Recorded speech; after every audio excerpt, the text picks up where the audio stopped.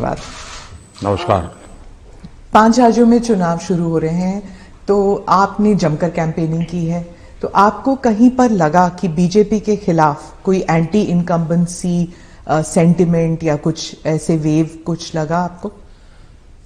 वैसे चुनाव घोषित होने के बाद मैं किसी राज्य का दौरा नहीं कर पाया हूं, क्योंकि इलेक्शन कमीशन ने कुछ मर्यादाएं रखी थी और मेरा प्रयास रहता है कि मैं मर्यादाओं का पालन करूं। लेकिन वर्चुअली मुझे बीच बीच में कार्यकर्ताओं से बातचीत करने का अवसर मिला है। चुनाव का समय हो या न हो, भारतीय जनता पार्टी संगठन में हो या सरकार में हो, हम हमेशा जनता जनार्दन की सेवा में लगे रहते हैं। और जब सरकार में होते हैं तो बहुत अधिक तीव्रता से, अधिक विस्तार से सबका साथ, सबका विकास, इस मूल मंत्र को लेकर के जी जान से जुटे रहते हैं। और मैं इस चुनाव में भी सभी राज्यों में देख रहा हूं कि भारतीय जनता पार्टी के प्रति लहर है। भारी बहुमत से भारतीय जनता पार्टी जीतेगी और भारतीय जनता पार्टी को सेवा करने का मौका इन सभी 5 राज्यों की जनता देगी। और ये भी सही है कि जिन राज्यों में हमें सेवा करने का मौका मिला है, उन्होंने हमें परखा है, हमारे काम को देखा है और उसका परिणाम होगा। पहले के जमाने में पॉलिटिकल फील्ड में एनालिसिस करते समय एक शब्द पॉपुलर हो चुका है, एंटी इनकम्बेंसी। मैं समझता हूं कि हमारे देश में वक्त बदला, लेकिन कभी कभी टर्मिनोलॉजी नहीं बदली। और ये कारण ये है कि पहले जो सरकारें चलती थी वो फाइलों पे हस्ताक्षर करना, मनमर्जी के लोगों की फाइल को प्रायोरिटी देना, योजनाएं चुनाव को केंद्र में रख के घोषित करना और कभी कभी जाकर के फीते काट के चले आना, शिलान्यास करके चले आना। डिलीवरी की तरफ कभी योगदान उनका ध्यान नहीं रहता था। उनको लगता था घोषणा हो गई, यानी विज्ञान भवन में दिया जलाया तो उनको लगता था काम हो गया। और जब लोगों को काम नजर नहीं आता है और घोषणाएं बार बार सुनने को मिलती हैं, तब एंटी इनकम्बेंसी का जन्म होता है। लेकिन जब काम करने का प्रयास दिखता है, दिन रात की मेहनत दिखती है, आसपास में कुछ न कुछ पॉजिटिव होता हुआ दिख रहा है, तो फिर एक विश्वास बनता है कि वहां हो रहा है तो कल मेरे यहां भी होगा। गरीब को घर उसको मिल गया तो कल मुझे भी गरीब हूं, मेरा घर इस बार लाइन नंबर नहीं लगा लेकिन कल मुझे मिलेगा। ये विश्वास पैदा होता है और इसके कारण भारतीय जनता पार्टी के कल्चर में जहां भी हमें स्थिरता के साथ काम करने का मौका मिला है, वहां एंटी इनकम्बेंसी नहीं, प्रो इनकम्बेंसी का माहौल होता है। और भारतीय जनता पार्टी हमेशा प्रो इनकम्बेंसी को लेकर के चुनाव में अधिक ताकत से उभर करके आती है। उत्तर प्रदेश में एक खासियत रही कि एक ही पार्टी को दोबारा चांस नहीं देते हैं, मौका नहीं मिलता है। लेकिन आपको लगता है कि इस बार जो है, क्योंकि 3 चुनावों में उन्होंने बीजेपी को वोट दिया है, 2014 में, 17 में, 20 में आपको वोट दिया, तो आपको क्या लगता है कि आपने ही बहुत अच्छे ढंग से इस बात को कह दिया है कि 2014 में हमें वोट मिला, फिर 2017 में मिला, 19 में, हाँ। फिर 2019 में मिला, यानी 3 बार मिला। मतलब जो पुरानी थियरी है, एक बार आओ एक बार जाओ वाला, उत्तर प्रदेश ने पहले ही नकार दिया है। जब पहले ही नकार दिया है तो अब क्यों आगे बढ़ाएगा? भारतीय जनता पार्टी ने अनुभव किया है कि हमें 14 में स्वीकार किया, फिर काम देखा, 17 में स्वीकार किया, काम देखा 19 में स्वीकार किया, काम देखा 22 में स्वीकार करेंगे। जी, सभी तस्वीरों में जो पोस्टर्स छपती हैं उनमें मोदी जी की तस्वीर होती है और योगी जी की। जहां पर चीफ मिनिस्टर कैंडिडेट है वहां पर चीफ मिनिस्टर कैंडिडेट का होता है, नहीं तो मोदी जी की तस्वीर होती है हर जगह। तो अगर क्या हम ये मान के चल सकते हैं कि जो राज्य के चुनाव होते हैं एक किस्म से एक रेफरेंडम है सेंटर की पॉलिसीज को भी, सिर्फ स्टेट की नहीं, सिर्फ सेंटर की भी पॉलिसीज? आप देखिए, भारतीय जनता पार्टी एक कलेक्टिव लीडरशिप में विश्वास करती है, सामूहिकता में विश्वास करती है और हम स्तर पर सामूहिक रूप से काम करने के आदी है। वो तस्वीर प्रधानमंत्री की नहीं है, वो भारतीय जनता पार्टी के कार्यकर्ता की तस्वीर है जिसको नरेंद्र मोदी कहते हैं। और कार्यकर्ताओं के साथ मेरा खड़ा रहना मेरे लिए गर्व का विषय होता है। अगर मेरे साथी कार्यकर्ताओं के बीच में मेरी भी फोटो होती है तो मैं भी उन कार्यकर्ताओं जैसा लगता हूं। मुझे लगता है हाँ, मैं भी उन्हीं के बराबर हूं, मैं किसी से ऊपर नहीं हूं, किसी से आगे नहीं हूं। तो मेरे लिए तो उस फोटो का मतलब इतना ही होता है। और देश की जनता भी ऐसे, ये जो फैशन हो गई है कि हर चुनाव या ना फलाने का, हर चुनाव ढीकने का, मैं समझता हूं ये चुनाव हमारे कार्य का है, हमारे आचार विचार का है, हमारी नीतियों का है और सबसे ज्यादा हमारी नीयत का है। और मैं मानता हूं देश उसको समर्थन कर रहा है। तो अगर पार्टी जीतती है इलेक्शन में तो बीजेपी कहती है ये मोदी की जीत है, तो अगर हारती है तो क्या आप इसको एक कभी कभी पर्सनल भी लेते हैं कि, और क्या मंथन चलता है पार्टी में आप बाकी लीडर्स के साथ बैठ के कि गलती कहां पे हुई और कहां पे हमको रोल बैक करना चाहिए या गलतियां सही करनी चाहिए? आपने बहुत सही सवाल पूछा है। भारतीय जनता पार्टी, हम चुनाव हार करके ही जीतने लगे हैं। हमने बहुत पराजय देखे हैं, जमानतें जब्त होती देखी है। मैं तो तब राजनीति में नहीं था, लेकिन एक बार मैंने देखा कि चुनाव में ये जनसंघ था, उस समय शायद दीपक निशान था उनका, और कहीं मिठाई बांट रहे थे। तो हमने सुना ये मिठाई क्यों बांट रहे, तो सब हार गए। तो बताया कि साहब हमारे 3 लोगों की जमानत बच गई है इसलिए हम मिठाई बांट रहे हैं। उस जमाने से हम लोग गुजरे हुए लोग हैं और इसलिए जय और पराजय दोनों हमने देखा है। हम जब विजयी होते हैं तो हमारी कोशिश ये है कि हम ज्यादा से ज्यादा जमीन से जुड़े, जमीन के साथ जितना गहरा नाता बनता जाए हम बनाए। हम जब चुनाव जीतते हैं तो हम लोगों के दिल जीतने के काम में कभी कमी नहीं आने देते। हमारे लिए हर पल, हर दिन, हर योजना, हर काम जनता जनार्दन के दिलों को जीतना, और दिल तब जीते जाते हैं जब उनको समाधान होता है, संतोष होता है। तो हम हमारी शक्ति उसी में लगाते हैं और हम बहुत कॉन्शियसली प्रयास करते हैं कि जीत हमारे सर पे न चढ़ जाए, हमारे दिमाग में वो सवार न हो जाए, और इसलिए हम धरती पर रहते हैं। जहां तक पराजय का सवाल है, हम पराजय में भी आशा को खोजते रहते हैं। हम निराशा में डूब करके इसने किया, उसने किया, इसको वो ये करो, डिकना करो, फलाना करो, इस चक्कर में नहीं पड़ते।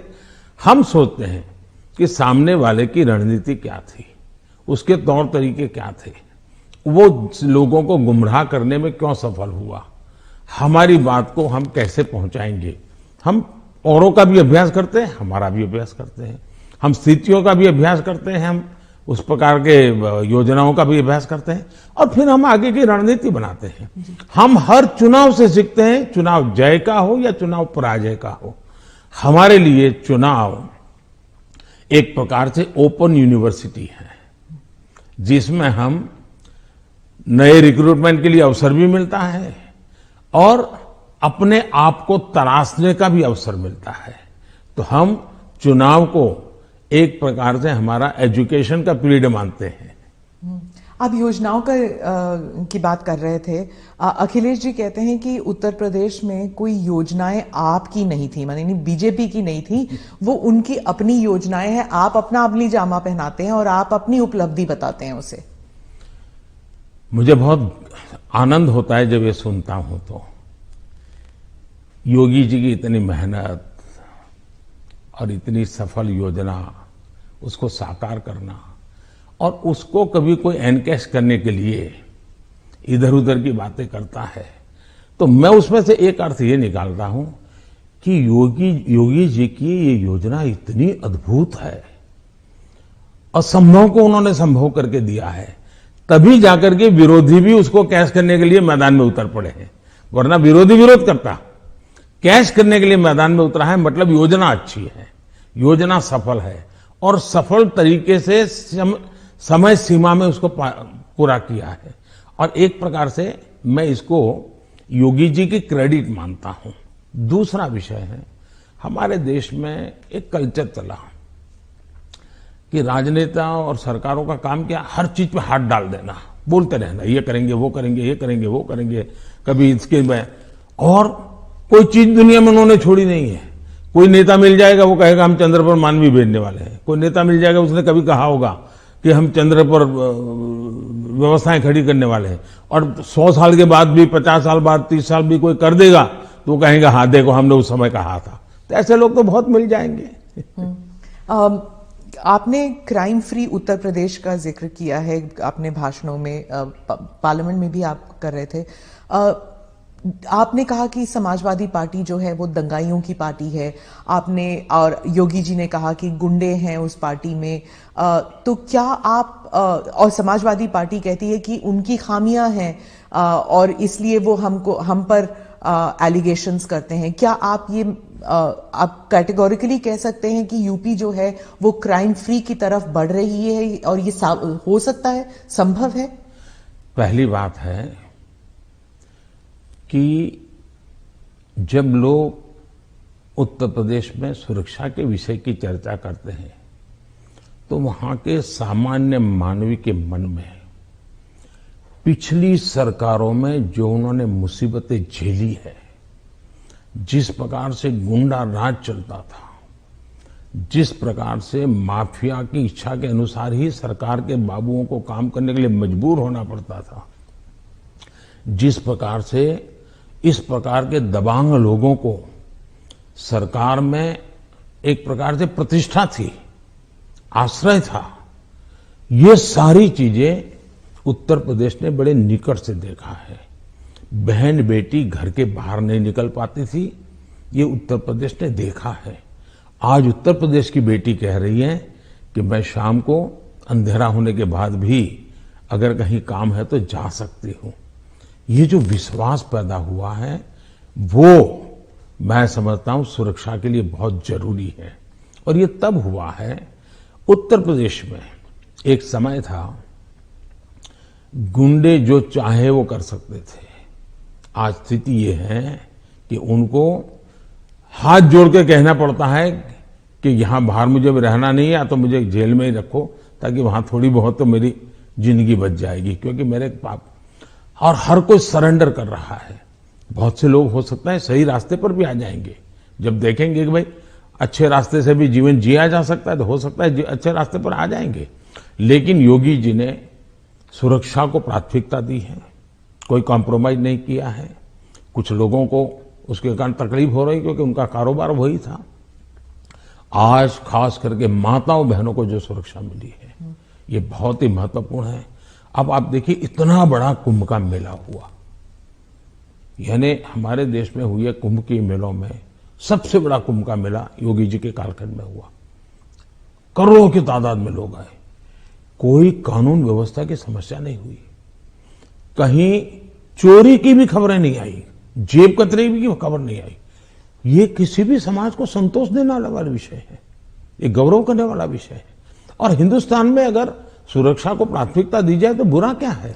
नहीं, बुरा नहीं। जैसे सुरक्षा की बात चल रही है तो वो कहते हैं कि वहां पर एक जुडिशियल प्रोसेस नहीं है, ठोकों की राजनीति चलती है। अगर योगी सरकार ने डिसाइड कर लिया कि फला जो है वो गुंडा है या उसका कारोबार जो है उसमें कोई डाउट है तो उसको जेल में डाल दो, मतलब एक जुडिशियल प्रोसेस नहीं है, वो कहते हैं। देखिए, हिंदुस्तान की जुडिशरी वाइब्रेंट है, हिंदुस्तान की जुडिशरी बहुत ही सक्रिय है और कभी कभी तो प्रोएक्टिव है।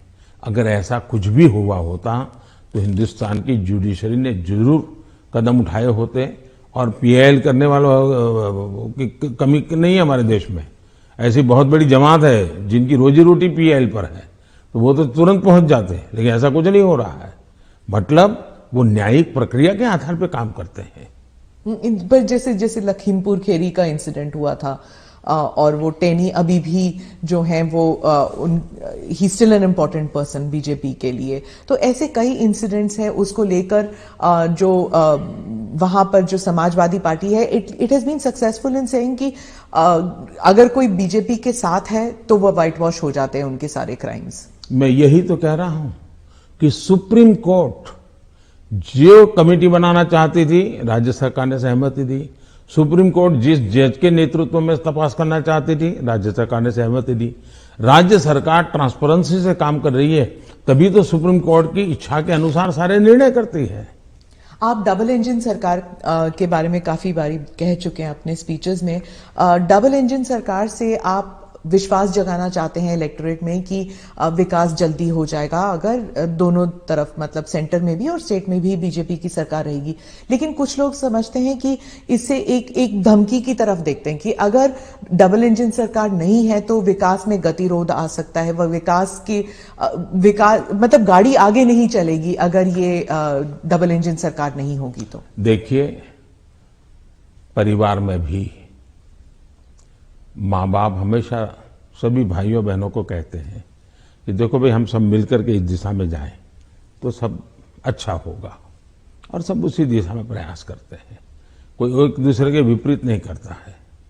इतना बड़ा देश है, अगर हम एक दूसरे से विपरीत करेंगे तो हमारे संसाधनों नष्ट हो जाएंगे, हमारे देश की भलाई करने की गति रुक जाएगी। और इसलिए देश के लिए बहुत आवश्यक है कि लोगों के कल्याण के काम हम मिल बैठ के करें और ज्यादा तेजी से करें। और उसमें भी अगर हम राजनीति करने जाएंगे, मेरा राज्य है, मैं मेरी मर्जी से करूंगा, ऐसा करेंगे तो कितना नुकसान होता है। मैं एक योजना बताता हूं। अब जैसे आयुष्मान भारत योजना, आयुष्मान भारत योजना गरीब जो बीमारी में है उसको 5 लाख रुपए तक बीमारी में स्वस्थ होने के लिए सहायता करता है। भारत सरकार करती है, पैसे भारत सरकार दे रही है। राज्यों को तो लेना है, देना कुछ नहीं है। कुछ राज्यों में अपनी अपनी योजनाएं हैं, हमें कोई इससे इतराज भी नहीं है। हम नहीं कहते कि योजना बंद करो, लेकिन इससे फायदा ये होता है कि मान लीजिए उत्तर प्रदेश का कोई नागरिक है और केरल गया हुआ है और वहां उसको कुछ हो गया, तो ये योजना ऐसी है कि केरल में भी उसको ट्रीटमेंट मिलेगी। उसको उत्तर प्रदेश में ही बीमार होगा तो लाभ होगा, ऐसा नहीं, केरल में भी। इसका मतलब कि आयुष्मान भारत योजना से जोड़ना मतलब दोनों इंजन जुड़ जाएंगे तो गरीबों को लाभ होगा कि नहीं होगा। लेकिन कुछ राज्य ऐसे हैं जिनको लगता है नहीं, हम आयुष्मान भारत से नहीं जोड़ेंगे। दिल्ली में क्या ऐसी सरकार है। अब दिल्ली का नागरिक हिंदुस्तान के किसी कोने में जाएगा और वहां कुछ हुआ तो उसको वो लाभ नहीं मिलेगा। अब क्या कारण है कि इसका विरोध किया जा रहा है? उसी प्रकार से हमने one nation one ration card क्यों किया कि भाई कोई भी मजदूर हिंदुस्तान के किसी भी कोने में जाएगा, एक ही राशन कार्ड होगा। अगर वो महाराष्ट्र में है तो भी उसको फेयर प्राइस शॉप से उसको अनाज मिल जाएगा। अब 2 राज्य ऐसे निकले जिनको सुप्रीम कोर्ट को डंडा मारना पड़ा, कहना पड़ा कि भाई one nation one ration card गलत क्या है, तुम लागू करो। अब इसलिए हम कहते हैं कि डबल इंजन की सरकार होती है तो गरीबों को सबसे ज्यादा लाभ होता है। अब जैसे जीएसटी कानून आया, पहले हमारे देश में हर जगह पर टैक्सेशन की सिस्टम इतनी अलग अलग थी कि विदेश के निवेशक जो होते थे उनको बहुत दिक्कत होती थी। भाई हमें एक राज्य में अगर कारखाना लगाते हैं तो हमें वहां इस प्रकार का प्रॉब्लम होता है, दूसरे में लगाते हैं तो दूसरा होता है। अब जीएसटी होने के कारण उनको भी सहूलत हो गई। तो हम जो ये कह रहे हैं कि भाई डबल इंजन की सरकार, हम ऐसी व्यवस्थाएं करें, अपनी विविधता को बनाए रखना है, भारत की विविधता ही उसकी ताकत है, लेकिन व्यवस्थाओं को भी बनाए रखना है। और इसलिए हम कहते हैं कि जब डबल इंजन लगता है तो ताकत बहुत बढ़ जाती है, हमारी शक्ति वेस्ट नहीं होती है। हमें इसका उपयोग सिर्फ और सिर्फ देश का कल्याण, गरीबों का कल्याण, देश के युवाओं का भला, इतना ही हमारा अर्थ है। आप विविधता की रिस्पेक्ट के बारे में बात करते हैं, लेकिन राहुल गांधी और सिर्फ राहुल गांधी नहीं, स्टालिन, केसीआर, महबूबा, ममता सब कहते हैं कि आपकी पार्टी जो है उस विविधता को रिस्पेक्ट नहीं करती, इसलिए चाहे बंगाल हो या आंध्रा, तमिलनाडु, केरला और कश्मीर, इन सभी राज्यों में बीजेपी कहीं घुस भी नहीं सकती है, सरकार बना नहीं सकती है, क्योंकि एक सेंट्रिस्ट, एक स्ट्रांग व्यू पॉइंट वाली पार्टी है जो रीजनल एस्पिरेशंस को नहीं समझती। पहली बात ऐसी है कि भारतीय जनता पार्टी एक ऐसी पार्टी है जिसका ये मत है कि देश के विकास के लिए हमें रीजनल एस्पिरेशंस को एड्रेस करना ही चाहिए। और देश में मैं पहला मुख्यमंत्री हूं जो इतने लंबे समय तक राज्य का मुख्यमंत्री रह करके आया हूं, और इसलिए राज्य के एस्पिरेशंस क्या होते हैं, राज्य की आवश्यकताएं क्या होती हैं, इसका मुझे भली भांति समझ है। और इसी के कारण हम हिंदुस्तान के सभी राज्यों की भला, अब देखिए मैं दुनिया के मेहमान आते हैं तो पहले उनको दिल्ली में ही आना और जाना हो जाता था, मैं ऐसा नहीं करता हूं। आप ट्रंप को लेके गुजरात, मैं उनको अलग अलग जगह पर, मैं चाइना के राष्ट्रपति को ले गया तमिलनाडु, मैं फ्रांस के राष्ट्रपति को ले गया उत्तर प्रदेश, मैं जर्मन चांसलर को ले गया कर्नाटका, और तब तो कांग्रेस की सरकार थी। किसकी सरकार? इस देश की शक्ति को उभारना, इस देश के हर राज्य को प्रोत्साहन मिलना, यही हमारा काम होता है। अब यूएन में जाकर मैं तमिल भाषा में कोट करता हूं तो दुनिया को गर्व होता है कि भारत के पास दुनिया की सबसे पुरानी भाषा है, पहले कोई बोलता ही नहीं था। और इसलिए तो मैं हर एक को साथ लेकर के चलने का प्रयास करता हूं, और मैं मानता हूं वही रास्ता है। हम विविधता में एकता के दर्शन करते हैं, लेकिन आज दुर्भाग्य से कुछ नेता अपने निजी स्वार्थ के लिए विविधता को एक दूसरे के साथ विरोध के लिए सीड्स के रूप में उपयोग कर रहे हैं। ये बहुत बड़ा दुर्भाग्य है। हमें विविधता में से एकता को पनपाना है। तो आप कह रहे हैं इससे अलगाववाद बढ़ेगा? पिछले 50 साल का अनुभव यही है, उन्होंने यही किया है, हर चीज पे देश को बांटो, राज करो, और उसी में से अलगाव पैदा होता है। लेकिन भारत का चरित्र ये नहीं है, भारत के नागरिकों का चरित्र ये नहीं है। आप इसको एक do you see it as a threat कि अगर इसे अभी नहीं रोका जाएगा तो सेपरेटिस्ट एलिमेंट्स आ जाते हैं, कि जैसे अगर कश्मीर का अलग बात है, नॉर्थ ईस्ट की बात अलग है, लेकिन अगर आप द्रविड़ मूवमेंट को देख लेंगे या कहीं और राज्य में देख लेंगे, अगर रीजनल एस्पिरेशंस को बढ़ाया जाता है तो क्या एक यूनिटी फैक्टर में कोई देखिए हमने दरार पड़ सकता है? मैं बताता हूं काम करने का तरीका कैसे होता है। हमारा ये मत है सामाजिक न्याय। भारत जैसे देश में इतनी विविधता भरा समाज व्यवस्था, और अगर सामाजिक न्याय के सिद्धांत में हम थोड़ा सा भी ऊंचे नीचे करेंगे तो हमारे देश को बहुत नुकसान होगा। इसलिए समाज का छोटे से छोटे तबके के व्यक्ति को भी विकास में पूरा सहयोग मिलना चाहिए और विकास के लिए अवसर मिलना चाहिए। जैसे समाज के अंदर सामाजिक न्याय की आवश्यकता है, वैसे ही राष्ट्र में भी कोई एक इलाका बहुत आगे बढ़ जाए और कोई इलाका पीछे रह जाए तो कभी भी देश का भला नहीं होगा। हमारे यहां सर्वांगीण विकास होना चाहिए, सर्वसमावेशक विकास होना चाहिए, सर्वस्पर्शी विकास होना चाहिए, सर्वहित में विकास होना चाहिए। और इसलिए हम एक विषय लेकर के आए जिसमें भी मैं देख रहा हूं कि सभी राज्य हमारे साथ मिलकर के कंधे से कंधा मिलाकर के काम कर रहे हैं। एक राज्य नहीं कर रहा है, ये दुर्भाग्य है, बाकी सब राज्य कर रहे हैं। क्या है, हमने देखा कि हिंदुस्तान में 100 से थोड़े ज्यादा कुछ जिले ऐसे हैं कि जो राज्य की एवरेज से भी बहुत पीछे हैं। हर प्रकार से वहां का धन तो सब राज्य जिलों को समान मिलता है, तो ऐसा क्यों होता है? गवर्नेंस के प्रॉब्लम, योजनाओं का अमलीकरण नहीं। हमने ऐसे जिलों को एस्पिरेशनल जिलों के रूप में आइडेंटिफाई किया और राज्य सरकारों की सहमति से किया। करीब 110-115 जिले हैं और उस पर हमने स्पेशल फोकस किया। मैं खुद जिलों से बात करता हूं, उन जिलों में कल्याणकारी योजनाएं ज्यादा से ज्यादा पहुंचे। मैं राज्य सरकारों को प्रार्थना करता हूं कि वहां यंग अफसरों को लगाइए, आईएएस अफसरों को, प्रमोटेड अफसरों को या रिटायर्ड एज वाले लोगों को वहां मत भेजिए, यंग लोगों को लगाइए। और मैंने देखा कि सभी राज्यों ने मेरी इस बात को माना, यंग अफसरों को लगा। दूसरा, मैंने कहा बार बार ट्रांसफर मत कीजिए, उनको वहां रहने दीजिए 3 साल, उनको कहिए कि तुम काम करो, बाद में तुम्हें अच्छा पोस्टिंग देंगे। सभी राज्यों ने मेरी मदद की और आज ये जो एस्पिरेशनल डिस्ट्रिक्ट है वो राज्यों की एवरेज से भी कुछ तो आगे निकल रहे हैं, कई पैरामीटर में आगे निकल रहे हैं। अब देश का भला हो रहा है। तो मेरा फेडरलिज्म में छोटे से छोटी इकाई का भी भला हो। अब जैसे ऑप्टिकल फाइबर नेटवर्क हिंदुस्तान के हर गांव में जाना चाहिए। हम लगे हैं, पैसे लगा रहे हैं, पूरी ताकत लगा रहे हैं। क्यों? हमें तो पूरे देश को ऊपर लाना है। यही तो रीजनल एस्पिरेशंस को एड्रेस करने का हमारा तरीका है। ये बात चलती है कि ये मोदी दी एडमिनिस्ट्रेटर है।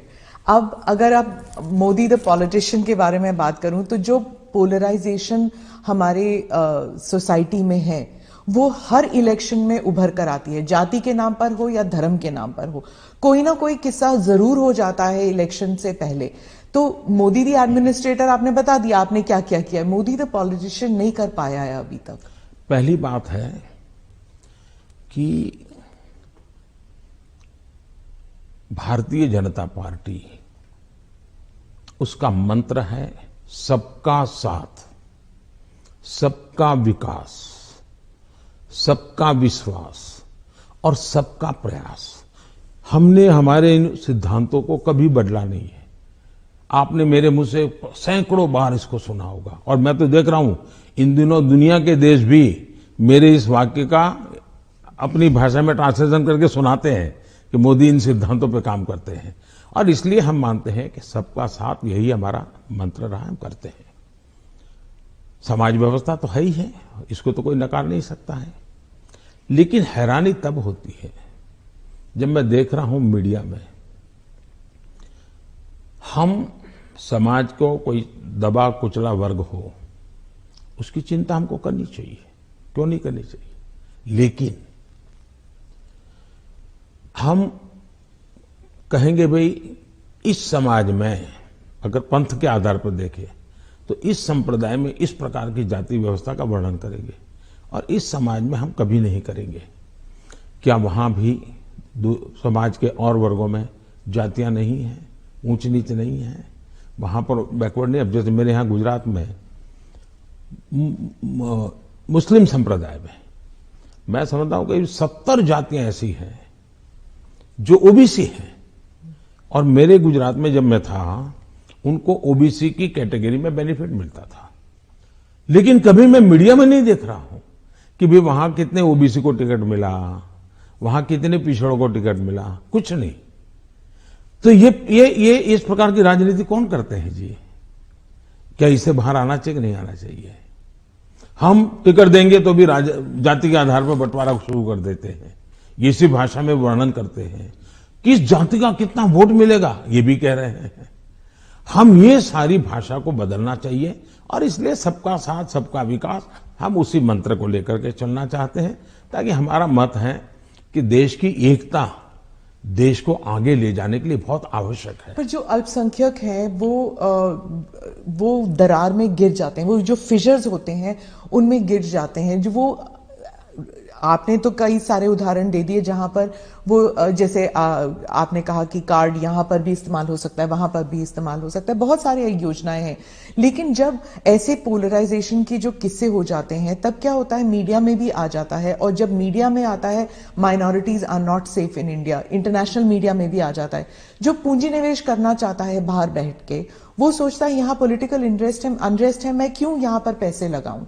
तो एक आज विश्व में भारत ने अपनी एक अच्छी पहचान भी बनाई है, और वो मीडिया की ताकत से भी आगे निकल गई है। अब जहां तक मीडिया का सवाल है, वो क्यों ऐसा करते हैं, किसके कारण करते हैं, किसके लिए करते हैं, किसके कहने से करते हैं, किसके दबाव में करते हैं, ऐसे विषयों पर मेरा टिप्पणी करना उचित नहीं है। लेकिन मेरा इतनी समझ जरूर है कि मीडिया वर्ल्ड में भी एक बहुत बड़ा कंपटीशन है। उनको भी टिकने के लिए, अपने व्यापारिक हितों के लिए भी बहुत जिद्दोजहद करनी पड़ रही है। वो भी एक एलिमेंट है, मीडिया की कुछ मजबूरियां भी हैं उनकी। इस सबके बावजूद भी हमारी बात दुनिया में पहुंची है, इन्हीं लोगों के माध्यम से पहुंची है, क्योंकि अच्छे लोग भी हैं, नहीं ऐसा नहीं है। जहां तक विदेश का मीडिया का कुछ सवाल है, दुनिया में मैंने देखा है कि कोई ही देश होगा, रेयर एक्सेप्शन, मैं भारत की बात नहीं कर रहा हूं, मैं बाहर की बात कर रहा हूं, कि जहां का मीडिया अपने देश के हितों के खिलाफ कुछ करता हो। कभी नहीं करते। तो कभी कभी ये मीडिया हाउस भी उनके देश के हितों के लिए भी, देशों के बीच की जो स्पर्धा होती है, तो एक लाइन ड्रॉ करते हैं। तो उनकी एक अपनी दुनिया है, चलने दीजिए।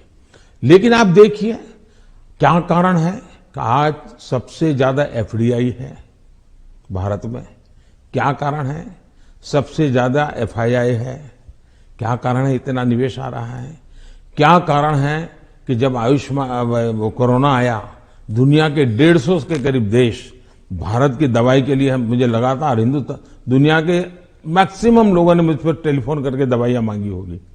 तो भारत की प्रतिष्ठा है तभी तो कर रहे हैं। और इसलिए ये जो हम 24 घंटे हेडलाइन के भरोसे राजनीति करते हैं, उनकी मजबूरियां होगी। मैं तो दुनिया के लोगों के सामने सत्य लेकर के जाता हूं, सच्चाई पहुंचा के रहता हूं, और दुनिया को भारत की तरफ आकर्षित कर रहा हूं। और पीएलआई इसके अभी अभी हम लाए, कितना बड़ा रिस्पांस मिल रहा है जी, कितना समर्थन मिल रहा है। समाजवाद के बारे में आपने कहा कि जो समाजवादी पार्टी है ये फेक सोशलिस्ट हैं, नकली सोशलिस्ट हैं। तो समाजवादी है कौन फिर उत्तर प्रदेश में? क्योंकि अर्थशास्त्री कहते हैं कि बीजेपी जो है वो पहले इकोनॉमिक पॉलिसीज में राइटिस्ट थी, फिर वो सेंट्रिस्ट हो गई, अब वही समाजवाद बन गए हैं। पहली बात है, भारतीय जनता पार्टी जनसंघ के जमाने से हमारी आर्थिक सिद्धांतों की चर्चा आप सुनोगे तो यही रही है कि हम देश की जनता पे भरोसा करते हैं, देश की जनता के सामर्थ्य पर भरोसा करते हैं। सरकार की नीतियां उनको अवसर देने वाली होनी चाहिए, और हम वो नीतियां बना रहे हैं कि उनको सबसे ज्यादा अवसर मिले। दूसरी बात है, हमारा मत है, गवर्नमेंट है no business to do a business. अब ये कहां समाजवाद के साथ बैठता है? ये तो समाजवाद के खिलाफ है। सरकार का काम है गरीब के लिए भोजन की चिंता करो, सरकार का काम है गरीब के लिए घर बनाओ, सरकार का काम है गरीब के लिए शौचालय बनाओ, सरकार का काम है गरीब को पीने का शुद्ध पानी दो, सरकार का काम है गरीब अगर बीमार है तो उसको इलाज की व्यवस्था करो, सरकार का काम है गरीब गांव-गांव तक कुछ रास्ते बनाओ, लोगों को जाने आने की सुविधा करो। सरकार का काम है कि हमारा देश का एग्रीकल्चर ताकत जो है विश्व के बाजार में कैसे पहुंचे, इसके लिए कुछ व्यवस्था करो। छोटे किसान, उसको दरकिनार किया गया, उसकी चिंता करो। और मेरी प्राथमिकता यही है, मुझे लोगों को घर देना है, मुझे गरीबों को शौचालय देना है, मुझे गरीबों को धुएं से मुक्त करना है, मुझे गरीबों को घर में शुद्ध पीने का पानी पहुंचाना है, मुझे गरीब के बच्चों को पढ़ाना है। अगर कोई इसको समाजवाद कहता है तो मुझे ये समाजवाद मंजूर है, तो वो क्योंकि मैं समाज के लिए हूं। लेकिन मैं जो चर्चा करता हूं नकली समाजवाद, वो ये है, ये पूरी तरह परिवारवाद है। लोहिया जी का परिवार कहीं नजर आता है क्या? वो भी तो समाजवादी थे। जॉर्ज फर्नांडिस का परिवार नजर आता है क्या? वो भी समाजवादी थे। नीतीश बाबू हमारे साथ काम कर रहे हैं, वो भी तो समाजवादी हैं। परिवार कहीं नजर आता है क्या? ये समाजवादी लोग हैं। लेकिन ये लोग देखिए, पूरा परिवार। मुझे एक बार किसी ने चिट्ठी भेजी थी, मैं तो भूल गया आज। उन्होंने कहा कि इनके परिवार से, ये सपा जो है उत्तर प्रदेश का, 45 लोग ऐसे थे जो किसी न किसी पद पर थे। एक ही फैमिली के 45 लोग। और किसी और ने मुझे कहा कि उनके पूरे परिवार में 25 साल की उम्र के करीब करीब सभी व्यक्ति को चुनाव लड़ने का मौका दिया गया है। क्या ये परिवारवाद का लोकतंत्र के लिए खतरा है? इसलिए मैं कह रहा हूं। तो अखिलेश और जयंत दोनों कहते हैं कि परिवारवाद सिर्फ उनकी पार्टी में नहीं, आपकी पार्टी में भी है। राहुल गांधी भी कहते हैं कि परिवारवाद से जुड़े मतलब सेकंड जनरेशन लीडर्स तो आपकी पार्टी में भी हैं। बहुत फर्क है। ये फर्क, अच्छा सवाल पूछा आपने। मैं थोड़ा विस्तार से जवाब दूंगा, बुरा मत मानिए। लेकिन देश की जनता को मैं झूठ के सामने सत्य समझाना चाहता हूं। एक परिवार से अनेक लोग जनता के बीच में जाएं, एक परिवार से 2 लोग जाएं, 3 लोग जाएं और जनता उनको चुनाव करके भेजे, वो एक राजनीति का पहलू है।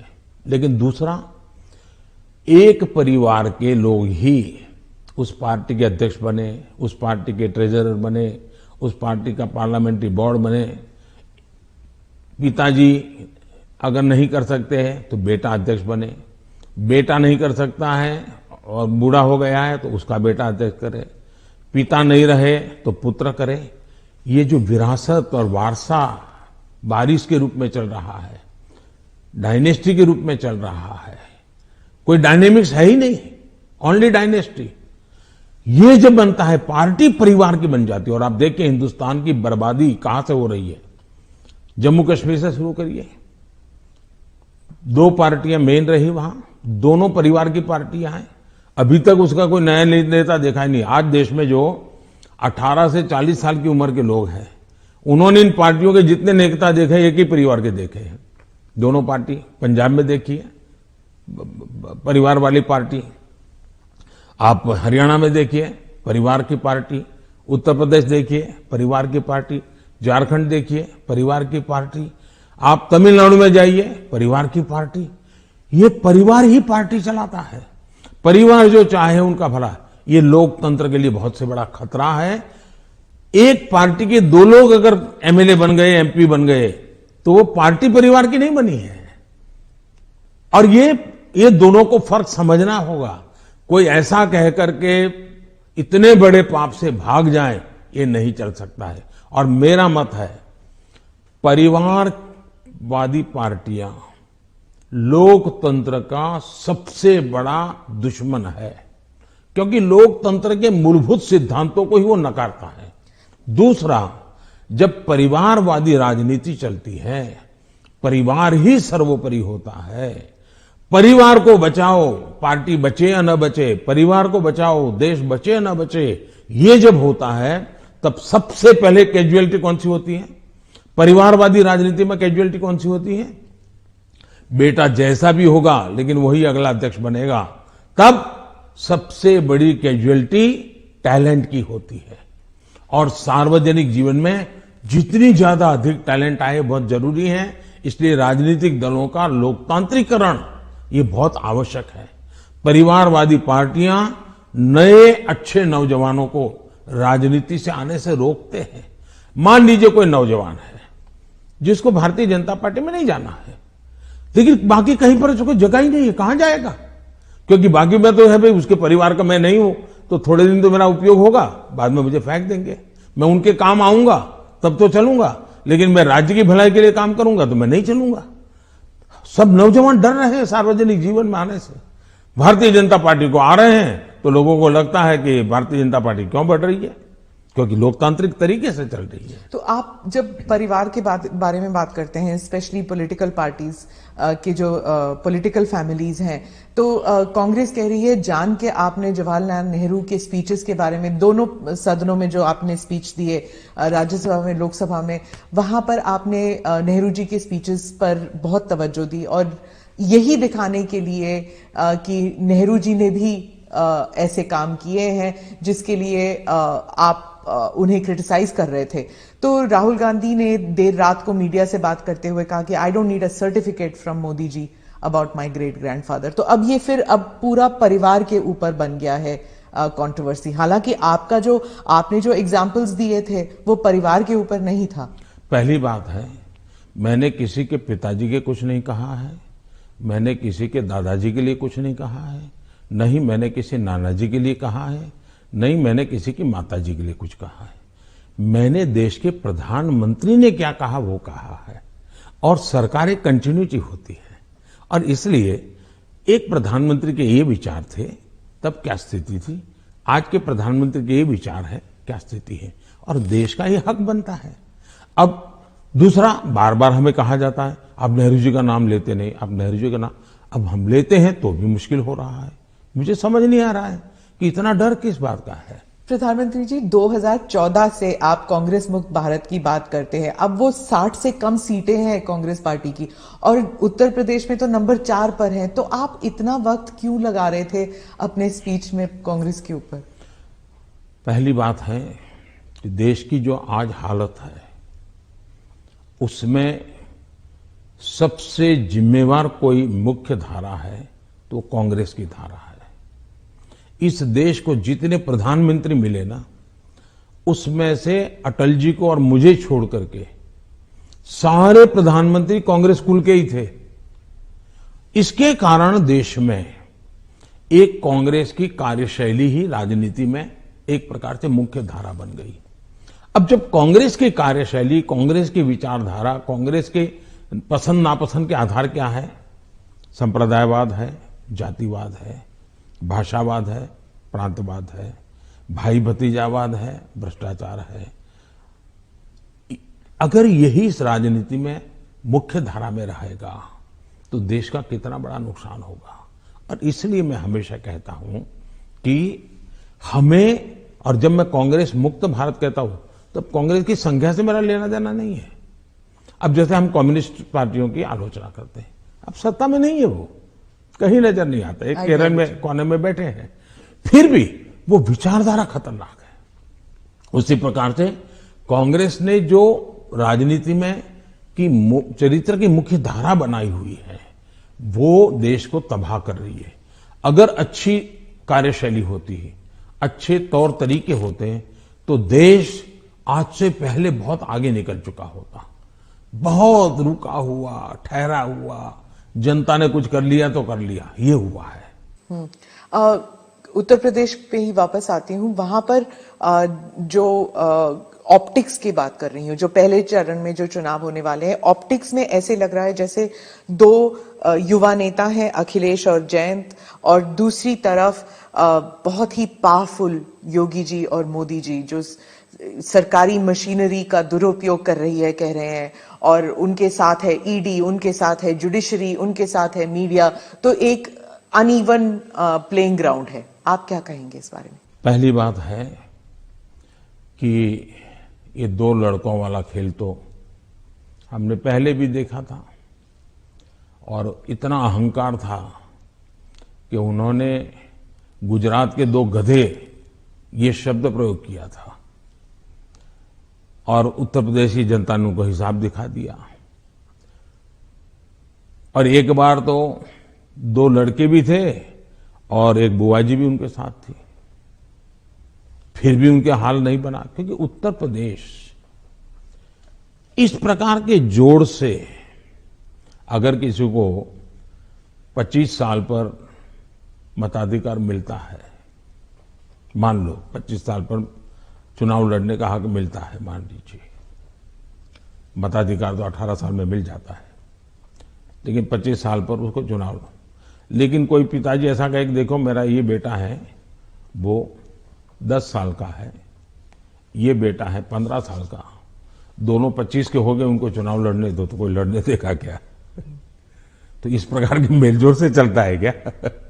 नहीं, पर जो उनका आरोप है कि लेवल प्लेइंग फील्ड नहीं है, क्योंकि बीजेपी सरकारी मशीनरी और इदारों का इस्तेमाल करती है, ईडी का, और टैक्स रेड्स होते हैं कैंडिडेट्स पर, उनके रिश्तेदारों पर, आप क्या कहेंगे? हिंदुस्तान में भ्रष्टाचार ये दिमक की तरह देश को परेशान कर रहा है कि नहीं कर रहा है? ऐसे लोगों के खिलाफ हर जनता ने हर बार आवाज उठाई कि नहीं उठाई है? अगर मैं कुछ न करूं तो जनता मुझे माफ करेगी क्या? जहां से भी सरकार को जानकारी मिलेगी, सरकार ने कदम उठाना चाहिए कि नहीं उठाना चाहिए? और कदम उठाने के बाद अगर देश के खजाने में अरबों खरबों रुपये आ रहे हैं तो मेरी तारीफ होनी चाहिए। अच्छा, चुनाव के समय हिंदुस्तान में हर बार चुनाव चलता रहता है भाई, तो सरकार काम करना बंद कर दे क्या? चुनाव आप एक बार तय कर लीजिए भाई, 5 साल में एक बार ही चुनाव होगा, सब मिलकर के चुनाव लड़ेंगे, सभी राज्यों के साथ होंगे, केंद्र का साथ में होगा, सारा खर्चा भी बच जाएगा, तो फिर कभी ईडी भी नहीं दिखाई देगा, सीबीआई भी नहीं दिखाई देगा। अब क्या करे? वो तो सरकारी दफ्तर है, वो अपने अपने तरीके से काम करते हैं, वो स्वतंत्र तरीके से काम करते हैं, चुनाव बीच में आ जाता है, करेंगे क्या? वो तो अपने टाइम टेबल से चलते रहते हैं, जहां से उनको जानकारी मिलती है करते हैं, सरकार का उसमें कोई रोल भी नहीं होता है।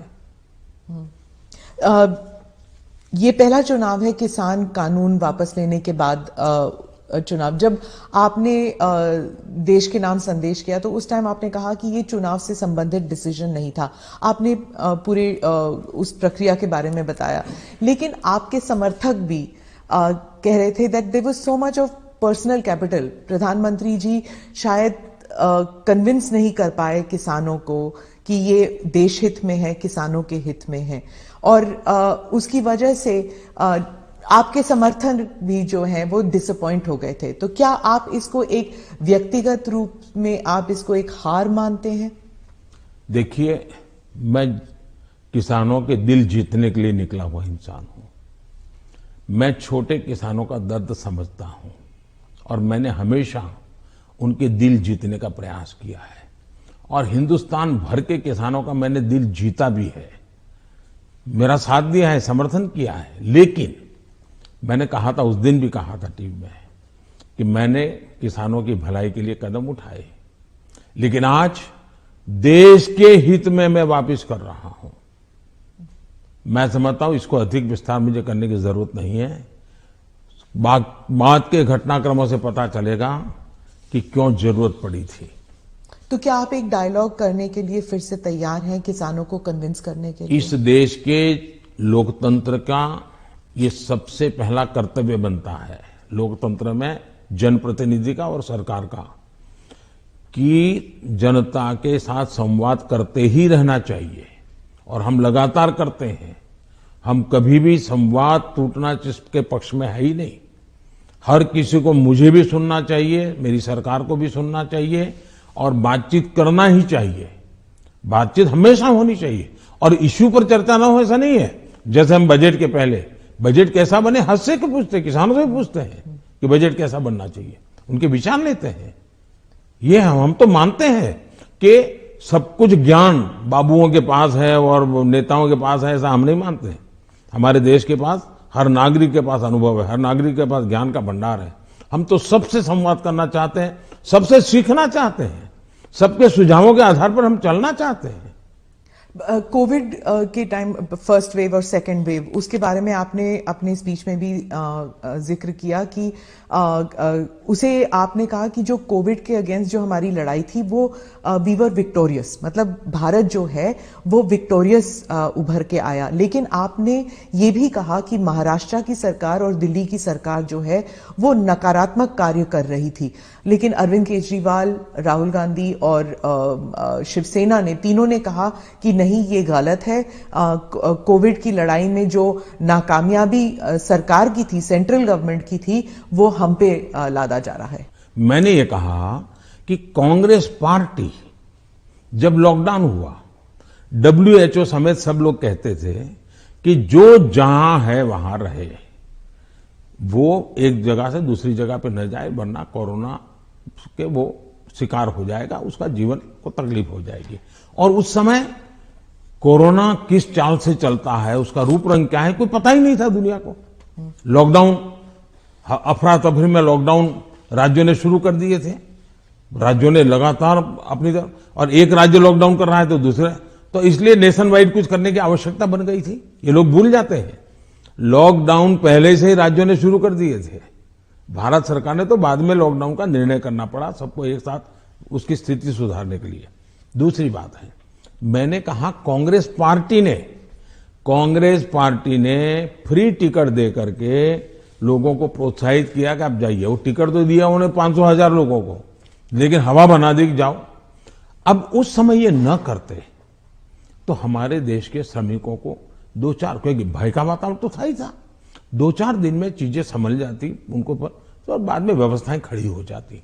लेकिन उल्टा किया और पूरी ताकत श्रमिकों के लिए लगानी पड़ी। तब जाकर के योगी जी को हजारों बस भेजनी पड़ी यहाँ पर। यहां पर भी दिल्ली में आप पार्टी ने, उसके नेताओं ने जीपों में जाकर के झुपड़पट्टी में कहा है, वीडियो अवेलेबल है कि भाई आप जल्दी जाइए और वहां पहुंचिए, वहां से आप अपने घर पहुंच जाइए, यहां तो लॉकडाउन हो रहा है। भय पैदा कर दिया है। और मैं हमेशा कहता हूं, ये भारत की जनता इतने बड़े संकट में, दुनिया मानती थी कि हिंदुस्तान का हालत सबसे खराब होगा, और स्वाभाविक था कि इतनी बड़ी जनसंख्या, हम इस प्रकार से समूह में रहते हैं, हमारा जीवन भी सामूहिक होता है, और ये बीमारी ऐसी है कि तुरंत लपेट लेती है, तो हमारे लिए हर प्रकार के संकट थे, ये तो मानना पड़ेगा। और बीमारी ने दुनिया भर को जिस प्रकार से समृद्ध देशों को तबाह कर दिया है, उसकी तुलना में हम बच पाए, तो हम गर्व से कह सकते हैं कि भाई हिंदुस्तान के नागरिकों ने जो भी उनके पास संसाधन थे, उन्होंने अपने डिसिप्लिन को फॉलो किया और उन्होंने अपने आप को बचाने में काफी मदद की। तो विजय मैंने जो भी कहा है 130 करोड़ को, लेकिन मैंने ये कभी नहीं कहा कि कोरोना खत्म हो गया। मैं तो आज भी कहता हूं ये बहुरूपिया है, वो कभी भी नए रंग रूप के साथ मैदान में उतर आता है और हमारी स्थितियों को चुनौती देता है। हमें हर बार डायनेमिक व्यवस्था से नई नई व्यवस्थाएं खड़ी करनी पड़ रही है और हमें जागरूक रहना पड़ेगा। प्रधानमंत्री जी, चुनाव 5 राज्यों में है। अब पंजाब की बात करती हूं, तो आपको क्या लगता है कि बीजेपी ने जो अपना एलाई खोया है पंजाब में, उसकी वजह से मतलब तीसरी पार्टी आ रही है शायद पंजाब में पहली बार, पर बीजेपी कभी अपना रूट्स बना नहीं सकी उस राज्य में। क्या आप इसको एक राजनीतिक विफलता मानते हैं? मैं समझता हूं कि मेरी पार्टी के जो वरिष्ठ नेताओं ने उस समय जो नीतियां बनाई, जो रणनीतियां बनाई, वो उस समय के लिए बहुत अनिवार्य थी, और उसके कारण पंजाब की एकता, पंजाब के अंदर फिर से एक बार शांति का माहौल बने, पंजाब खून खराबे से बाहर निकले। और मैं मानता हूं कि भारतीय जनता पार्टी ने अपने राजनीतिक स्वार्थ के बजाय पंजाब का हित सुप्रीम माना, और उसने राजनीतिक जो भी कॉम्प्रोमाइज करने की आवश्यकता थी किया, वो बहुत जरूरी था, इसलिए किया। हम पंजाब को खून खराबे से बाहर निकालना चाहते थे, हम पंजाब को शांति देना चाहते थे, और उसके लिए अगर बीजेपी का नुकसान होता है तो होने देंगे, ये हमने होने दिया। बीजेपी तब भी पनप सकती थी, लेकिन हमारे लिए जरूरी था कि हम उस रास्ते पर चले जिसके कारण हम यहां पर सुख शांति का माहौल बनाने में हम बहुत बड़ा पॉजिटिव योगदान दे सके, और वो हमने किया, और पंजाब को बाहर निकालना में उस संकट से बाहर आए। जहां तक राजनीति का सवाल है, आज भारतीय जनता पार्टी सबसे अधिक विश्वसनीय पार्टी के रूप में पंजाब में उभरी है। आपने देखा होगा, बहुत बड़े वरिष्ठ लोग, समाज जीवन के वरिष्ठ लोग, जिनका राजनीति से लेना देना नहीं थे, वैसे बहुत बड़ी मात्रा में पिछले दिनों भारतीय जनता पार्टी ज्वाइन किया है। फिर जो राजनीति के बहुत बड़े महारथी हैं, ऐसे लोगों ने भी अपने पुराने दल छोड़ करके भारतीय जनता पार्टी टिकट दे या न दे, लेकिन भारतीय जनता पार्टी पंजाब के स्थिरता के लिए, पंजाब के विकास के लिए, पंजाब की शांति के लिए बहुत जरूरी है और इसलिए पंजाब में भारतीय जनता पार्टी का शासन बनना चाहिए। आज पंजाब से आवाज उठी है और इसलिए है हम आगे बढ़े हैं। आज दो दल भारतीय जनता पार्टी के साथ जुड़ गए हैं। कैप्टन साहब और ढींडसा साहब बहुत पुराने लोग हैं जो राजनीति के वहां महारथी रहे, 3-3 दशक तक जिन्होंने वहां की राजनीति को दिशा दी है। ये लोग आज भारतीय जनता पार्टी को पसंद कर रहे हैं और इसलिए मैं मानता हूं कि भारतीय जनता पार्टी पहले की तुलना में बहुत ही यशस्वी होगी। पंजाब के लोगों के जो एस्पिरेशंस, कई कारणों से हमने भी शायद कॉम्प्रोमाइज कर करके अपनी पार्टी का नुकसान किया, हो सकता है कुछ लोगों का भी हुआ होगा, लेकिन अब जब हम खुल करके आए हैं तो उनका भी हौसला बुलंद हो गया। जो लोग दबे हुए रहे थे वो भी खुल करके हमारे साथ आए हैं। हमने किसान को डायरेक्ट बेनिफिट के लिए हम अड़े रहे, हमने कैप्टन साहब को समझाया, कैप्टन साहब हमारे साथ थे, उस समय वो मुख्यमंत्री थे, सहमत हुए और किसान को डायरेक्ट बेनिफिट ट्रांसफर हमने किया पंजाब में उसकी खेत की। तो मैं 1000 से ज्यादा वीडियो निकली है, 1000 से ज्यादा सोशल मीडिया में, एक मिनट की वीडियो में देख रहा था, मैंने भी कभी 10-12 तो देखी होगी। किसान कह रहा है कि मेरा खेत तो उतना ही है, मेरी फसल वही है जो मेरे 20-25-30 साल से हम कर रहे हैं, पैदावार भी उतनी है, लेकिन मेरे घर में इतने रुपये पहले कभी नहीं आए जितने मोदी जी की सरकार ने डायरेक्ट बेनिफिट ट्रांसफर का निर्णय किया और किसान को जो माल है उसका पैसा सीधा बैंक में खाते में उसके जाएगा।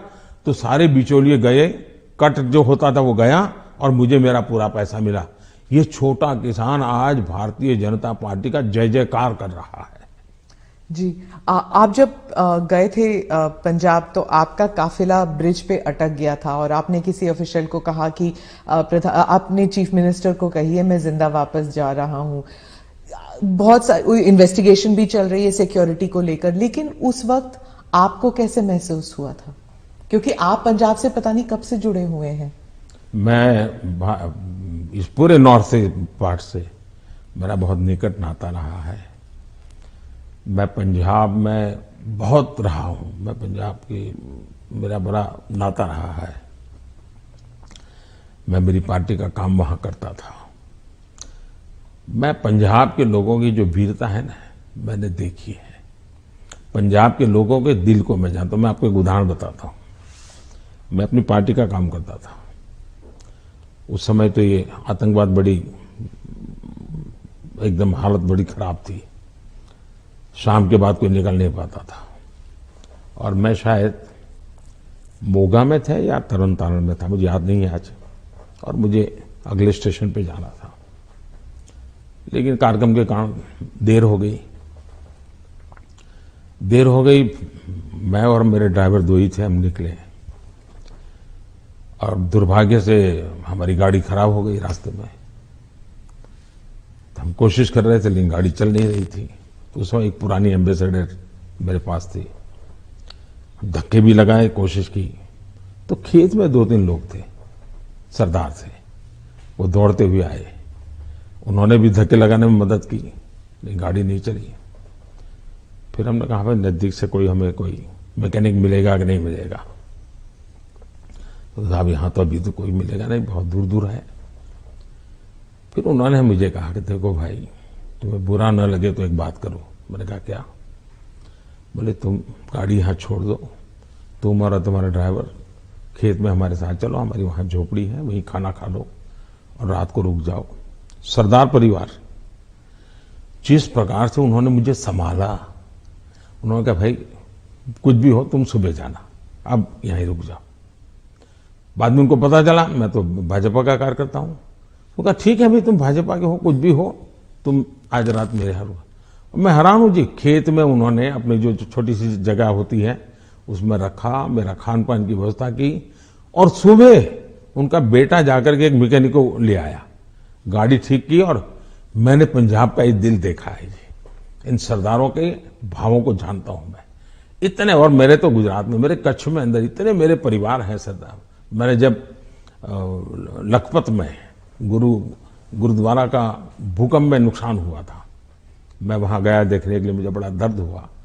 तो मैं ऐसे ऐसे कारीगरों को लाया राजस्थान वगैरह बाहर से कि वैसा ही मुझे गुरुद्वारा बना के दो जो गुरु नानक देव जी के जहां चरण पड़े थे। बनाया दोबारा। आज कच्छ के अंदर जो हमारे सरदार परिवार है, बहुत बड़ी मात्रा में है, खेती करते हैं।